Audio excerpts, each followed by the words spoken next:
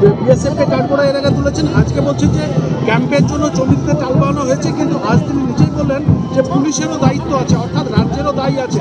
তাহলে এতদিন উনি উল্টো বলে আসছেন কার সাথে? উনি আজকে যা করেছেন ভোটের রাজনীতির কথা বলেছেন।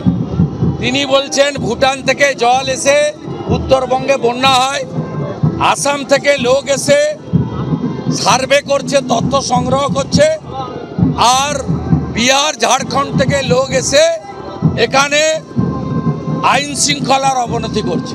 উনি একটা ধোয়া তুলসী পাতা। উনার রাজীব কুমার, তিনি গ্রেট আন্তর্জাতিক খ্যাতিসম্পন্ন পুলিশ ডিজি, উনার যে চিফ সেক্রেটারি আছে তার মতো উচ্চমানের আমলা আর ভারতবর্ষে নেই, এই কথা তিনি বুঝাতে চেয়েছেন। তিনি এর আগে মশা যখন ডেঙ্গু হয়েছিল বলেন বাংলাদেশের মশা বসিরহাট বনগায় ঢুকে গেছে। আজকে বলেছেন ভুটানের জল।